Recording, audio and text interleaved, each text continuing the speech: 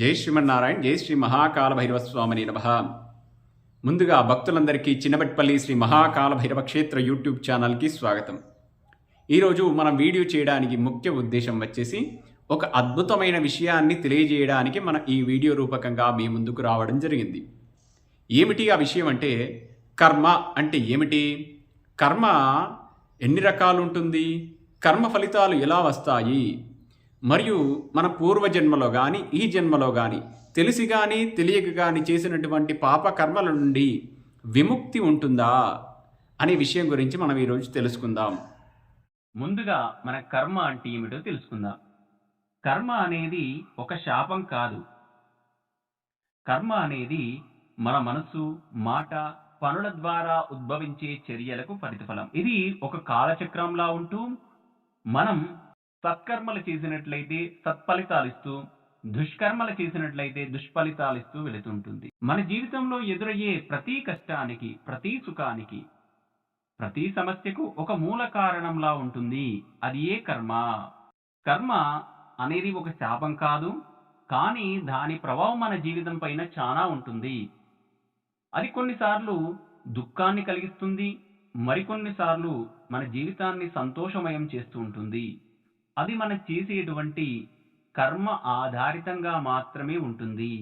మరి కర్మ ఫలితాలు ఎలా వస్తాయి అనే విషయం తెలుసుకుందాం. మన కర్మకు అనుగుణంగా ఫలితాలు ఒక్కోసారి వెంటనే రావచ్చు, మరికొన్నిసార్లు ఆలస్యంగా మన జీవితంలో ఎప్పుడోసారి ఖచ్చితంగా వచ్చే తీరుతాయి. అవి మన సత్కర్మలు చేసినట్లయితే సత్ఫలితాలు, దుష్కర్మలు చేసినట్లయితే దుష్ఫలితాలు. మరి కర్మ ఎన్ని రకాలు? ధర్మశాస్త్రరీత్యా కర్మను 3 విభాగాలుగా విభజించడం జరిగింది. అవి ఒకటి సంచిత కర్మ, రెండోది ప్రారబ్ధ కర్మ, 3 ఆగామి కర్మ. ఇందులో మొదటిది సంచిత కర్మ. సంచిత కర్మ అంటే మనం పూర్వజన్మలో చేసినటువంటి పుణ్య పాప కర్మల ఆధారితంగా మనకు వచ్చే కర్మ. రెండోది ప్రారబ్ధ కర్మ. ప్రారబ్ధ కర్మ అంటే మన పూర్వజన్మలో చేసినటువంటి పుణ్య పాప కార్యాలకు మనం ఇప్పుడు అనుభవిస్తున్నటువంటి ఫలితాలు. మూడోది ఆగామి కర్మ.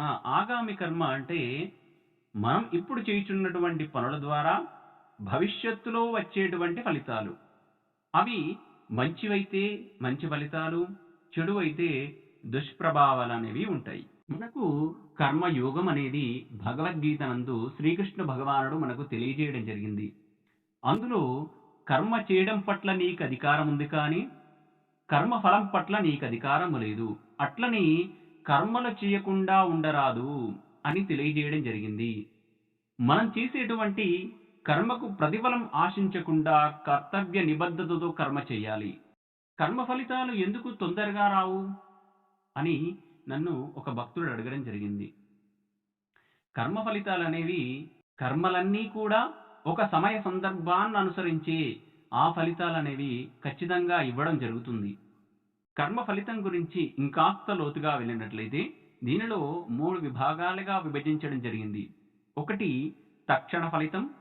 కొన్నిసార్లు మనం చేసేటువంటి ప్రతి పనికి వెంటనే ప్రతిఫలం అనేది కనిపిస్తూ ఉంటుంది. రెండోది ఆలస్య ఫలితం. ఆలస్య ఫలితం అంటే మనకు కొన్ని పనులు ఇప్పుడు చేసినప్పుడు దాని ఫలితాలు కాస్త ఆలస్యంగా, నిదానంగా మన జీవితంపై ప్రభావం చూపిస్తూ ఉంటుంది. మూడోది భవిష్యత్ ఫలితం. భవిష్యత్తు ఫలితం అంటే మనం ఇప్పుడు చేయుచున్నటువంటి కర్మలకు భవిష్యత్తులో అనుభవించాల్సినటువంటి ఫలితాలన్నమాట.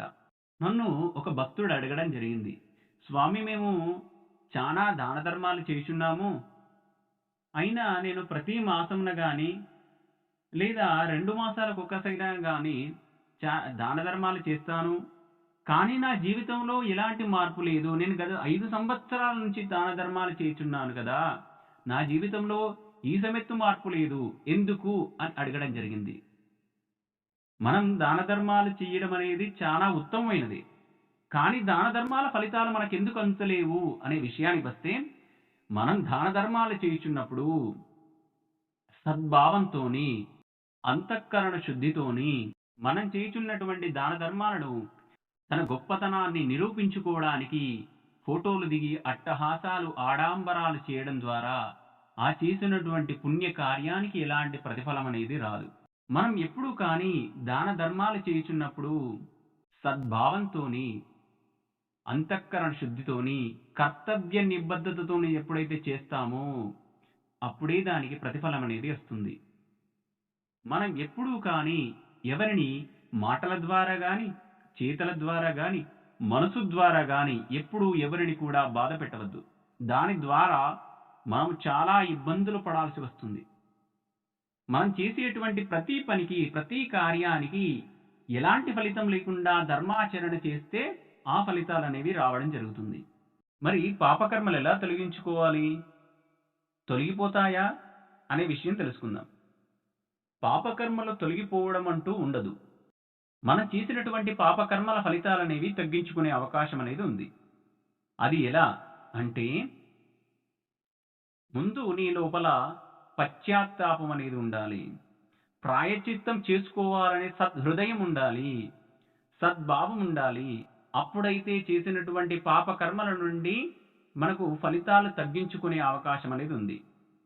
మనకు ధర్మాచరణలో చెప్పినటువంటి కొన్ని ముఖ్య విషయాలు ఉంటాయి. ఎలా చేసినటువంటి పాపకర్మల నుండి ఫలితాలు తగ్గించుకునే విషయాలకు వస్తే, దాన ధర్మాలు చేయడం గాని, క్షమ భావం గాని, శ్రద్ధ ధార్మిక కార్యక్రమాల పట్ల చేయడం గాని, ధార్మిక కార్యక్రమాలకు ప్రోత్సహించడం గాని, మంచి పనులు చేయడం, మంచి పనులలో సహకరించడం, ప్రోత్సహించడం, ముందుకు తీసుకువెళ్ళడం చేస్తూ ఉండాలి. ధ్యానం చేయాలి.